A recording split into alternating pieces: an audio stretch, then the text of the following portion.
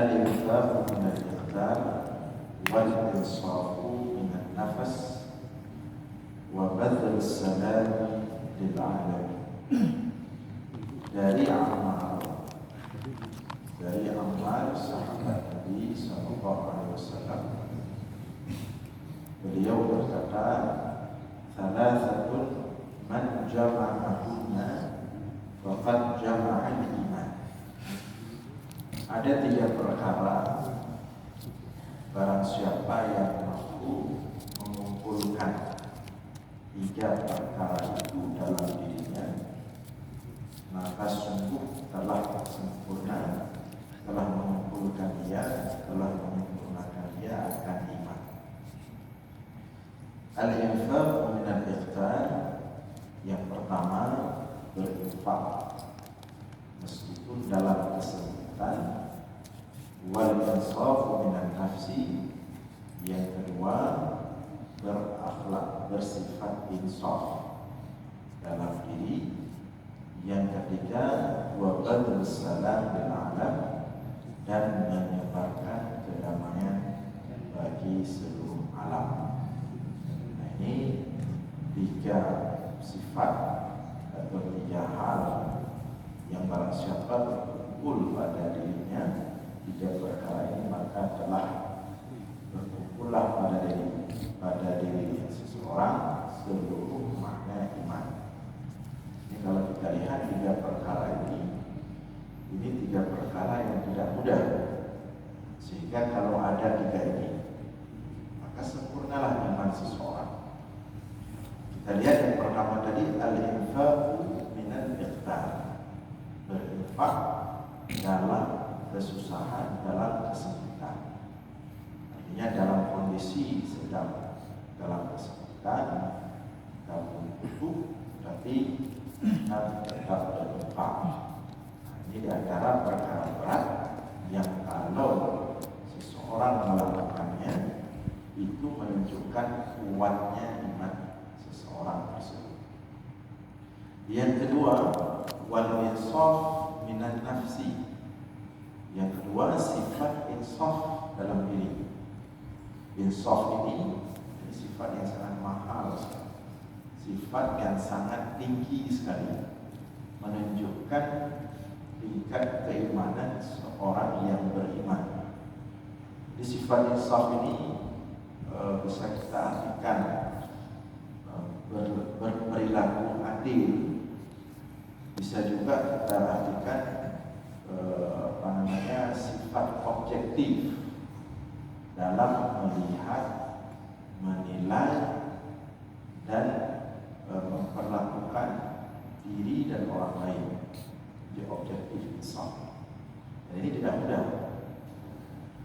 Jadi insaf ini bisa dikatakan sifat objektif, atau sifat adil, atau sifat tengah-tengah, ya. Baik kepada diri maupun kepada orang lain, itu insaf. Jadi insafnya melihat sesuatu itu yang salah dengan pandangan salah, walaupun itu terjadi pada diri sendiri dan terjadi pada orang lain, walaupun itu dilakukan oleh orang yang kita cintai, tapi yang salah tetap berani kita katakan salah, insaf. Nah, ini adalah insaf. Walaupun kita yang melakukannya, kita menyatakan atau mengakui itu salah. Nah, itu insaf. Nah, objektif, kita katakan jadi objektif atau adil dalam berperilaku. Jadi kalau sesuatu itu salah, siapapun yang melakukannya, apakah kita atau orang yang kita cintai, tetap kita katakan salah, itu insaf. Atau sebaliknya, sesuatu yang benar, sesuatu yang baik, apakah kita yang melakukannya atau mungkin orang yang kita benci yang melakukannya, akan tetap kita katakan itu adalah baik, itu insaf. Sampai ada satu riwayat menyebutkan, barang siapa yang telah Allah letakkan dalam dirinya insaf, maka telah sempurnalah imannya. Jadi yang baik yang dilakukan oleh dirinya maupun oleh orang lain atau orang dia cintai, tapi yang salah tetap bukan salah. Apakah itu dilakukan oleh musuhnya atau dilakukan oleh dalam Al-Quran Allah berfirman tentang sifat ini. Allah menyebutkan la yajrimannakum syana'an qaumin ala an la ta'dilu i'dilu wa aqrabu lit-taqwa. La yajrimannakum syana'an qaumin, jangan sampai kalian dibuat tidak berbuat adil oleh gurunya perilaku sebagian orang. Jadi gara-gara sebagian orang melakukan keburukan, jangan sampai perilaku mereka yang buruk membuat kita tidak adil dalam menilai mereka. Itu buruk, kita nilai buruk kena diperlukan secara nilai. Jadi gara-gara yang buruk dalam sebagian hal, kemudian tak anggap buruk, mengandung hal. Jadi ada ngaruh yang buruk bagi sebagian hal, tapi menyona merupakan betul-betul bagi hal yang lain harus juga kita akui itu adalah baik. Itu Al-Quran langsung ayatnya turun seperti itu. Itulah insaf. Cuma dalam ayat ini dimanakan la yajib, disebut dengan istilah adil. La yajrimannakum syana'an qaumin ala an la ta'dilu. Janganlah ketika sebagian orang memusuhimu, berbuat buruk kepadamu, kemudian kamu tidak adil kepada mereka. I'dilu, tetap berbuat adil. Huwa aqrabu lit-taqwa. Itulah yang sebenar-benar takwa. Dalam rumah tangga juga seperti itu. Kita suami, kalau memang salah, ya akui salah. Jadi salah. Yang betul-betul. Sebab ngaji diurang ibadah, betul kata kasih. Tapi untuk mengakui kalau salah, yang susah, yang galau hidup di mana. Jadi kalau kita sebagai suami dalam rumah tangga seperti itu, yang katalah, tengah beri, dia beda tak balik, katalah aja. Yang mengambil. Demikian juga istri, istri yang cik. Makanya di sini perempuan yang imannya itu sempurna, perempuan yang juga berani menyatakan kalau dia salah dan meminta maaf. Itu insaf. Inilah disebut dengan sifat insaf antara suami dan istri demikian. Jadi kalau insaf ini belum mampu kita tanam, berarti kita belum mencapai makna iman yang sebenarnya. Jadi iman lagi ya. Dan sifat insaf ini sebenarnya ya, sifat insaf ini dia cocok dengan hati. Artinya mana? Ketika kita mengambil suatu keputusan, tapi hati tak sesuatu betul, yang penting hal insaf. Itu dari situ kita sudah bisa mendeteksi kita sudah ada insaf atau tidak ada insaf.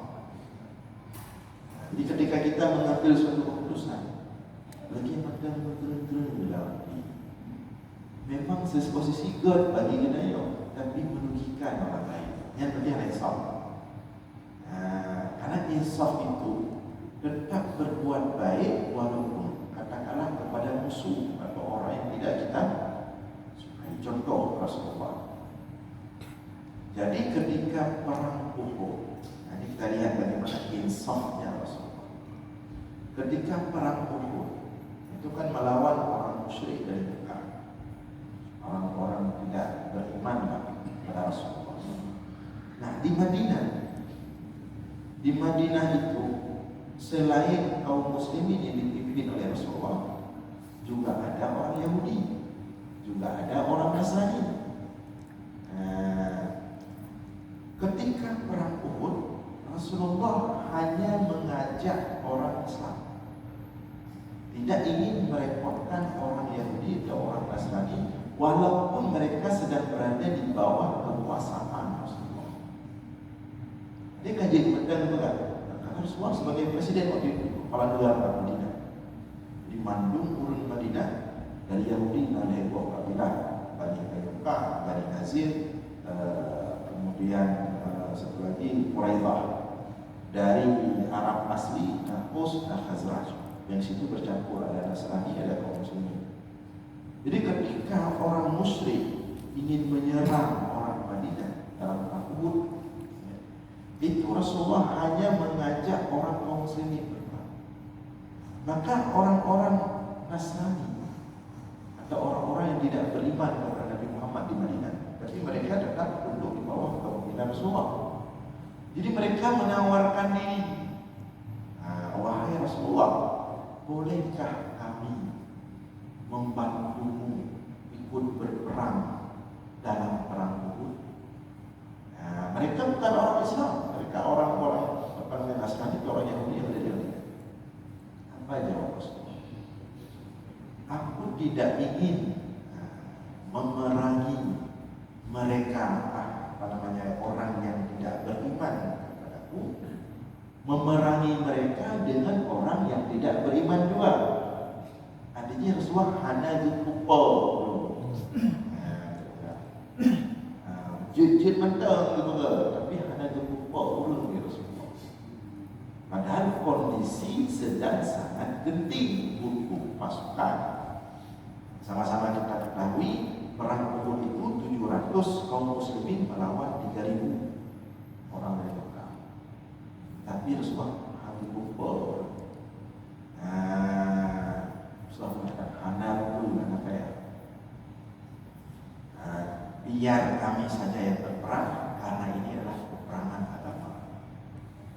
Walaupun mereka ingin menyerang Madinah, tapi ini adalah perang agama. Dipah agama kaum muslimin yang perang, tidak dibawa orang-orang Islam. Itu salah satu sifat insaf.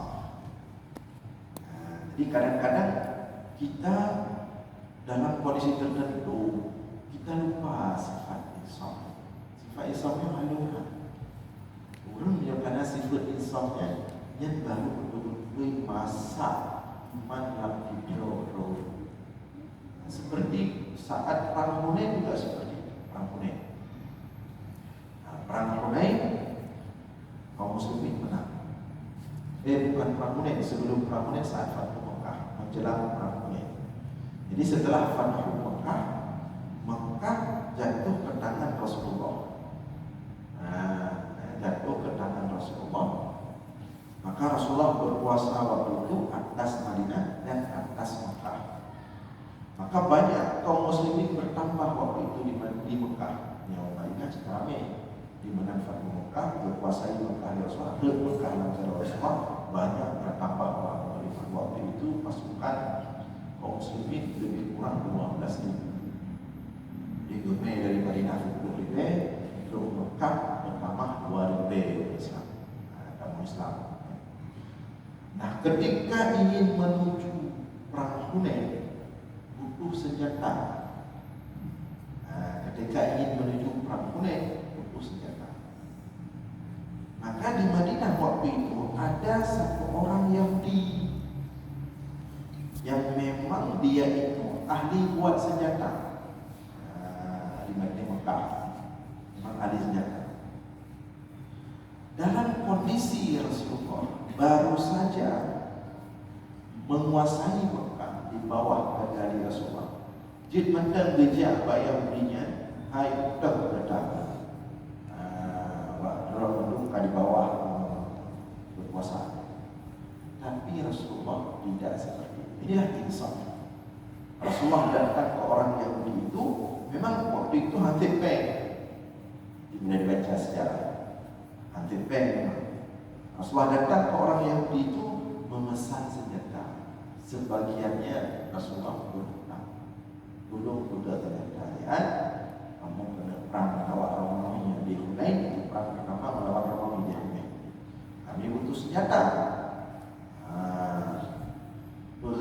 Sebagiannya kami bayar, sebagian lagi itu sifat insaf. Jadi dalam kondisi kita berkuasa, tetap hak-hak orang itu kita jaga. Dalam kondisi kita di atas, dalam kondisi kita lebih, tapi kita menjaga diri, kemudian tidak semena-mena. Dalam kondisi katakanlah kita punya musuh, punya orang yang membenci kita atau kita membenci dia, tidak suka, tidak senang, tidak selesai istilahnya, tapi kita tetap menjaga hak-haknya, tidak kita bagi. Nyo berhubungnya nyo saleh ke Tuhan, nyo hangga, tidak bukan nyo bersama ngon. Berarti punya hubungnya ada ke tersebut bersama ngon, ngon musuh beda. Insaf. Makanya insaf ini tidak mudah, dia berat. Seperti orang pintar melihat kelemahan orang lain, tapi susah melihat kelemahan jadi sendirinya. Kalau insaf, orang beriman nanti lagi ada. Maka sifat orang beriman itu dia lebih sibuk dengan aibnya sendiri. Dia lebih terang melihat aibnya sendiri, lebih terang, lebih jelas ketimbang melihat aib orang lain. Jadi kalau kita masih lebih terang katakan aib kau daripada aib roda, berarti ada masalah iman, belum insaf.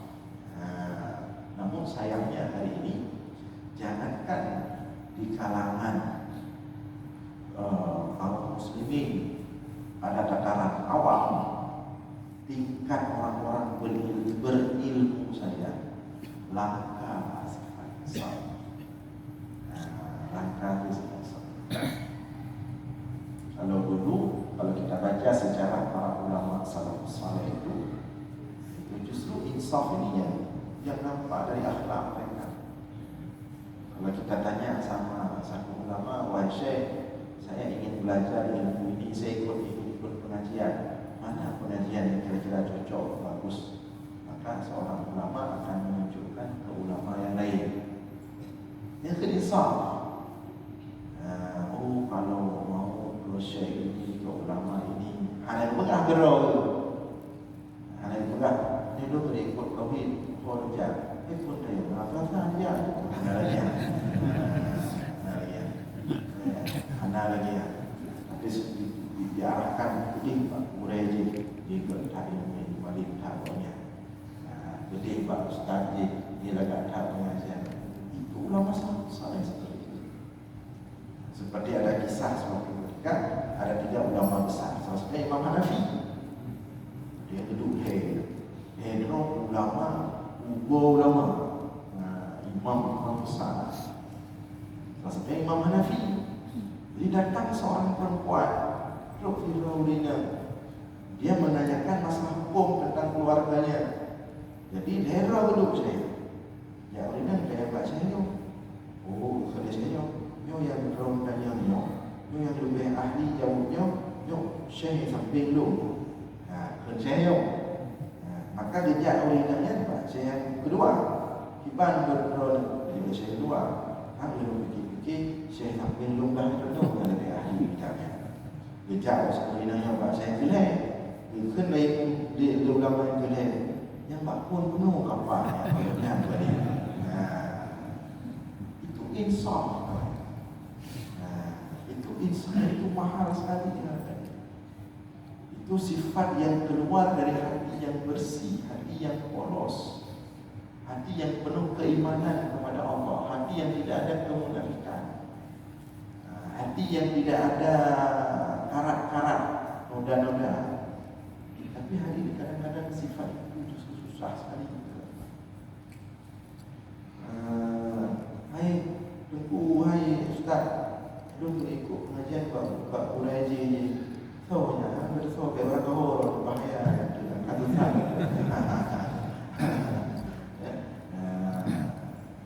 Yang paham ya, penuh dia pasti itu tidak ada insaf. Jadi insaf itu maka kita katakan tadi sangat mahal, sangat tinggi nilainya. Jadi dari hal-hal terkecil dalam kehidupan kita sehari-hari sampai kepada hal-hal besar, barang siapa yang telah dikaruniakan oleh Allah dalam dirinya sifat insaf, maka dia telah diberikan sesuatu yang besar oleh Allah. Hanya mandum hanya ramai dulu sifatnya oleh Allah. Maka orang-orang yang diberi sifatnya oleh Allah cukup dia. Jadi itu yang kedua, kalau ada sifat itu pada seseorang maka sungguh dahsyat iman pada dirinya. Yang ketiga juga tidak kalah berat sekali, badlul salam bil alam. Badlul salam bil alam, menebarkan salam. Islam ini kedamaian bagi alam, artinya bagi siapapun. Dan ini tidak mudah. Kita baca lagi orang tapi tidak mudah. Menjadi seseorang tetap berperilaku damai dan menebarkan damai ketika dimanapun, berhadapan dengan siapapun, sampai kapanpun. Itu tidak mudah. Menebarkan kedamaian, tapi yang mengatai bupinya jika ada telepon ini apa di bupi yang dah. Tapi tetap menebarkan kedamaian kepada orang-orang yang kadang-kadang ketika kita berusaha menebarkan kedamaian kepadanya, justru dia curiga kepada kita. Tapi tetap kita damai, tenang berhadapan orang seperti itu. Itu tidak mudah. Gendanya tak kubut ke orang yang memang kagak pray. Ayo, memang nyo nalung sudah berapa orang nanti ada bantu nyo nalung bantuan layanan nyo dari jamaah masjidnya nyo benar-benar tak kenal pak orang roh kenal you sambut itu yang mudah yang banyak long tengok ada yang long senang tak sambut kalau dia. Tapi ketika kita membantu orang, yang mana orang yang kita bantu itu dia bahkan jangankan untuk berterima kasih, dia tidak merasa dibantu, bahkan dia berburuk sangka. Itu tidak mudah. Dan itulah yang dilakukan oleh Rasulullah. Jadi Rasulullahnya menebarkan salam, dia itu sendiri. Kalau nak jamaah, kalau nak orang Islam, video. Dia menawarkan kehidupan yang hakiki, menawarkan kehidupan yang sebenar-benarnya, menawarkan Tuhan yang hak, menawarkan ajaran yang membawa kemerdekaan diri, menawarkan ajaran yang membebaskan manusia daripada perbudakan sebagian manusia kepada manusia yang lain. Tapi kemana-mana Rasulullah datang membawa kedamaian, kebaikan, diusir, dilempar dengan batu, diludahi, dilempar dengan darah onta, dengan usus onta, dengan kotoran onta. Tapi Rasulullah tetap tegak, berdiri, berjalan, bertatih-tatih membawa kedamaian itu. 13 tahun di Mekah. Makanya ketika kita membaca kisah-kisah bagaimana Rasulullah itu tidak diterima, bahkan dihina, dibilang gila dan sebagainya, itu bukan hanya dalam hal Rasulullah dihina saja, tapi yang membuat kita sesak, yang membuat kita sedih itu Rasulullah menawarkan kedamaian, membawa kebaikan. Bukan datang menawarkan bisnis, penjualan. Maka saat misalnya Rasulullah datang ke apa itu ke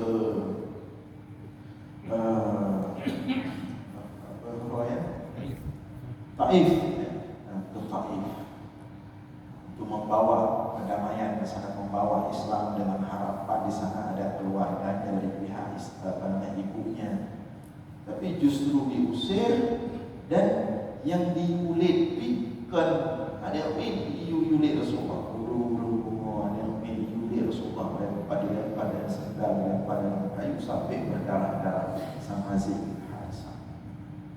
Itu orang membawa kebaikan.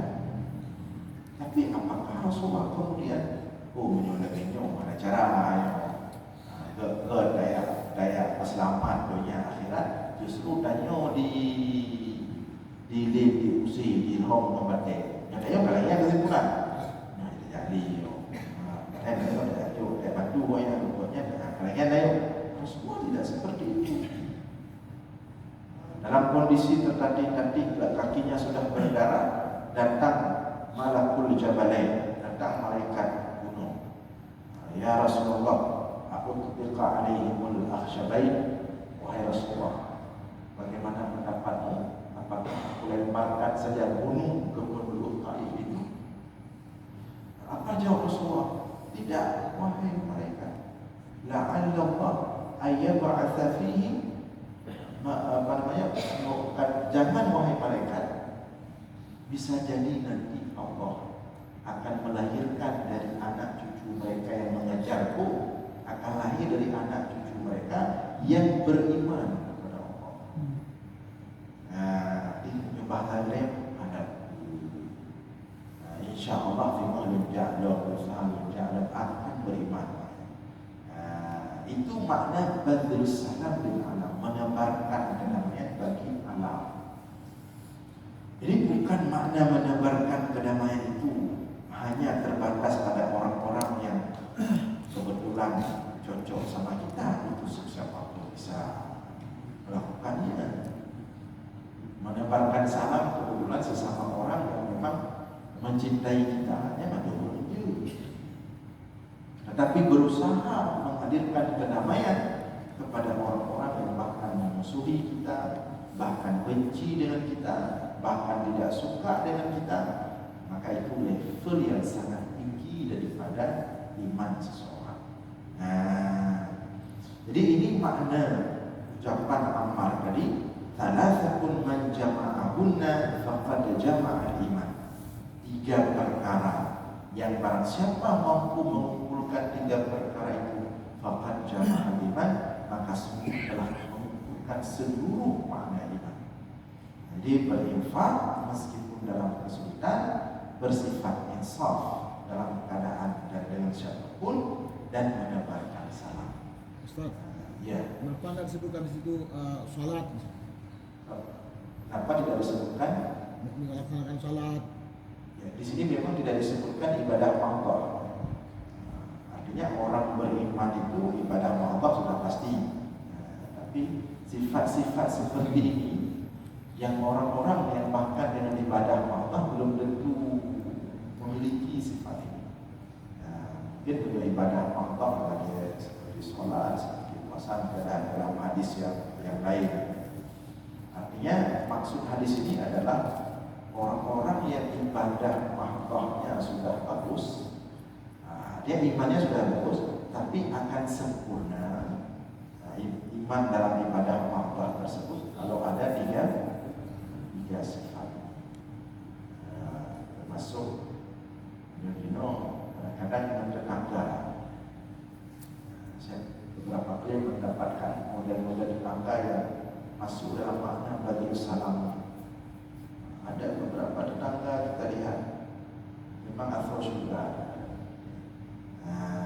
Tetangga kita lihat kehidupan bahwa walaupun ada tetangganya yang menyakiti dia, tapi dia tetap berbuat baik, tetap menunaikan hak-hak tetangganya. Nyemi yang mana bagi salam. Menghadap yuk. Ayo kadang-kadang pada kita depan tetangga. Pada tetangga nah ego itu masalah kan sekali. Jadi Pak Di ada ada pengepung dan drone so di hai tenaga karena dari bayar dari pegawai sampai sini tapi ada orang-orang tak berbuat baik yang namanya tidak ada data tidak ada data menumpuk yang dan kalau kita diberikan tetangga seperti itu adalah nikmat yang sangat besar. Ini ada tetangga selalu dia berinteraksi dengan kita walaupun kita tidak terlalu berinteraksi dengan orang tetangga. Apapun dia sampaikan, apapun dia ingat kita dalam kondisi apapun dia tanya buah apa di depan keadaan, nak berduhai dia berkahabannya lagi membawa berita maka ini langkah yang luar biasa dan yang susah untuk tetangga. Kalau kita menjadi tetangga yang seperti itu maka kita termasuk dalam hadis ini. Apalagi yang sering kita sampaikan kalau di Banda Aceh ini orang-orang yang punya tetangganya adalah para penuntut ilmu, para mahasiswa. Siapa jadi dulu ada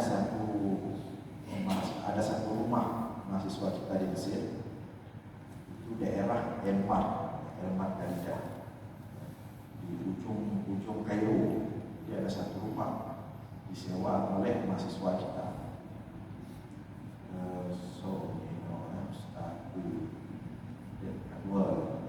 jadi ada satu rumah di sana disewa oleh mahasiswa kita. Sekitar tinggal di sana 5 atau 6 orang satu rumah. Yang mana rumah ini milik seorang dosen di Al-Azhar. Beliau profesor dan beliau meninggal syahid. 2 orang meninggal syahid. Dia meninggal ditembak dalam proses revolusi Mesir. Beliau pakar tafsir, seorang guru besar di Al-Azhar. Jadi beliau mahasiswa kita sewa rumah beliau. Jadi beliau di atas rumah sewa itu dibawakan sistem apartemen, dia apartemen jadi mahasiswa kita di bawah, beliau di atas. Itu yang pertama. Ini sebagai contoh kalau kita mau ini. Harga sewa rumah itu biasanya pasaran di sana sebulan itu bayar rumah per bulan. Waktu zaman dana meeting yang bayar rumah per bulan biasa 500 atau 600 pon. 500 pon pen rupiah ada 3 juta. Dibayar rumah itu 1 juta lah. Beliau minta setengah. Ini contoh tetangga. Tapi ada beberapa lagi yang sering ada contoh lah. Ada yang pribadi di Noci 50% itu orang kecil. Jadi beliau setengah. Mahasiswa setengah. Kemudian ini masalah sewa rumah itu di Noci. Yang kedua, biasanya seminggu sekali atau seminggu 2 kali beliau itu karena orang Arab kan suka daging, kambing itu selalu diantarkan ke mahasiswa kita. Tapi kemudian beliau kasih tahu kalau mahasiswa kita itu ada buat acara-acara makan-makan di rumahnya, beliau minta diundang. Jadi punya acara-acara dari mahasiswanya yang berdipegang untuk buatnya ikut menyumbang. Tidak perlu acara-acara mahasiswa jadi berputih ujung ni. Pak Erwani ada di jalan di mana di ujung. Di ujung di tempat garidan. Jadi beliau diminta diundang, dikasih tahu. Jadi kan menyumbang acara-acara anak mahasiswanya. Biasakan mahasiswa biasa ada acara-acara. Belum tidur di bakal bersama biasa. Dia minta dikasih tahu, jangan sampai nggak dikasih tahu. Banyak pegang, yang kadro ya, ini. Nanti beliau ikut nimbrung juga, ikut gabung juga. Gabung kondisi beliau berdekatan dengan mahasiswa. Kemudian yang ketiga, jadi dia apartemen itu memang milik beliau semua, satu apartemen. Nah itu sewa, dia biasa, terus mahasiswa beda. Jadi di bawahnya itu ada masjid kecil dan biasa di Mesir. Kalau apartemen besar itu masjidnya langsung di bawah, jadi bayar jauh lagi nih, bayar di hotel langsung masjid itu, bahkan Jumat. Jadi beliau membuat jadwal sholat itu memasukkan mahasiswa kita sebagai jadwal imam, bahkan jadwal khatib juga, yang jamaahnya itu orang Arab. Nah, cara-cara bahasanya bukan hamba bahasa Arab tetap agak beda dan pasti beliau akan dikritik sama orang Mesir yang lain. Tapi beliau tetap figur beliau mahasiswanya yang jadi khatib. Ada satu ustaz Khairul Badri yang sudah jadi hakim, bukan yang dikudasanya yang sudah jadi mana. Banyak sering nyodron khatib kemarin. Dan seperti itu terus. Dan beliau adalah salah seorang yang pernah saya katakan waktu diundang ke keluarga mahasiswa Aceh di sana, di daerah yang berbeda, diundang memberikan materi. Jadi bejak UM. Pertama beliau tidak mau dijemput, bejak terus. Kemudian lagi bejak terus sudah macam 4 halaman. Bejak terus, bejak hanya lebih banyak. Lalu dijemput. Jadi lama bejak terus putih acara di tempat Bangsa Aceh. Jangan kamu ramai ya sambung wajan terus atau bangga buka bagasi motor, nak bagasi motor bisa, makanya ada buku dong, duit cukup ke mahasiswa. Padahal beliau kondisi ketika itu sebagai pemateri seminar besar keluar.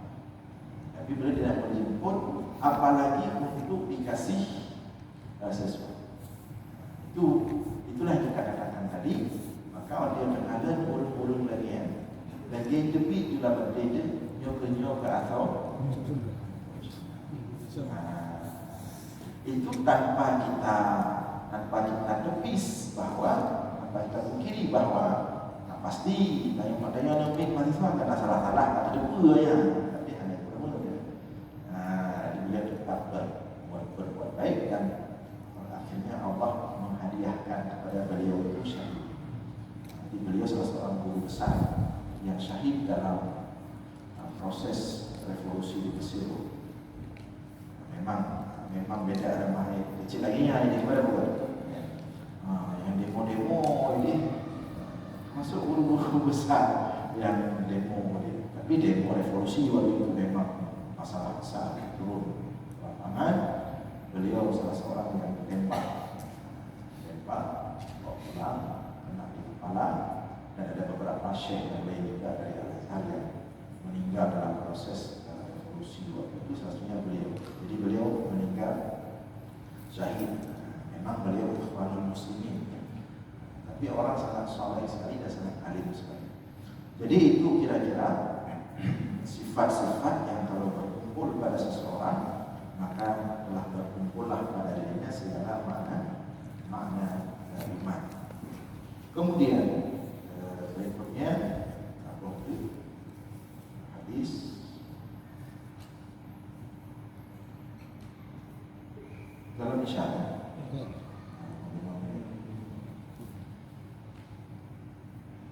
Nah, ini dari Jundub Al-Bajali. Dari Jundub Al-Bajali tentang ia menceritakan tentang bagaimana Rasulullah mengajarkan iman dulu kepada anak-anak kecil. Jadi diceritakan oleh Jundub Al-Bajali, kunna fityana jazawiratan ma'a nabiyina sallallahu alaihi wasallam. Fata'allamna al-imana qabla an nata'allama al-Qur'an. Thumma ta'allamna al-Qur'ana fasdadna bihi imana. Wa innakum al-yawma ta'allamuna al-Qur'an qabla al-iman. Jadi diciptakanlah Jundub al-Bajali. Ini Jundub al-Bajali salah seorang anak kecil pada masa hidup Rasulullah di Madinah. Jadi cerita Jundub al-Bajali, kunna fityanan jazawira ma'a Nabi sallallahu alaihi wasallam. Dulu kami termasuk anak-anak kecil remaja yang terbiasa bersama Rasulullah SAW. Karena Rasulullah kan doangan ini, Rasulullah mandum do, nggak minta, orang muda do, orang Tuhan do, buat dengan ini Rasulullah ya apa namanya perilakunya sesuai dibutuhkan oleh anak-anak. Kalau kita di sini seperti Ustaz Mubashirullah, jadi maka Ustaz Mubashirullah memang bagian ahli bagiannya. Rasulullah dalam hal ini bagaimana? Beliau dan Medina ada haji lagi ya. Kadang-kadang kita membut malam Selasa haji di ceramah banyak ni. Ada cikonek lah.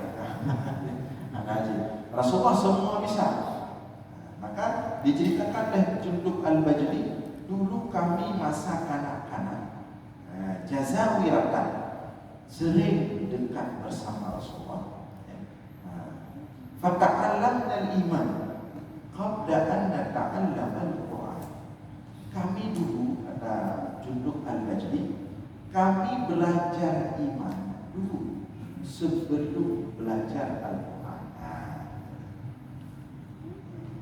Di sini nanti kita dapat poin di mana ada alhamdulillah penghafal Al-Quran kita semakin hari semakin banyak, alhamdulillah. Tapi nanti ada sisi kurangnya.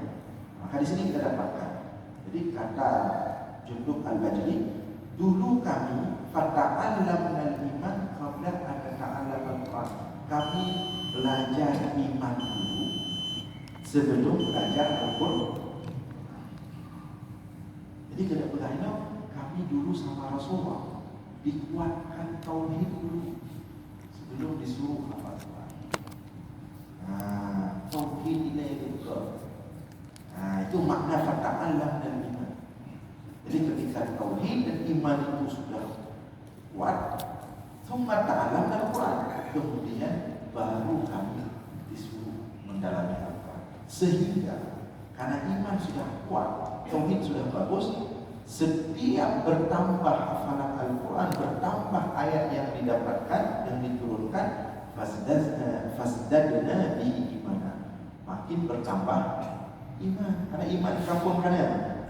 Jadi ketika masuk dalam proses Al-Quran, semakin bertambah Al-Quran, bertambah ayat yang semakin bertambah iman. Wa innakum, dan Jundub al-Bajali mengatakan kepada tabi'in, kepada kita termasuk, wa innakumul yawma ta'allamuna al-Quran qabla al-iman. Tapi kalian hari ini belajar Al-Quran sebelum belajar iman. Ini penting bagi orang yang mengatur kurikulum hafal Al-Quran. Jadi harus dipertimbangkan nilai-nilai tauhid itu harus masuk lebih dulu. Nilai tauhid, jadi masuk Al-Quran harus beriringan dengan nilai tauhid. Kalau tidak dapat. Jadi dia Al-Quran hafalannya dapat, tapi nilai-nilai tauhidnya tidak dapat. Jadi demikian, insya Allah kita lanjutkan alam Selasa depan. Mudah-mudahan ada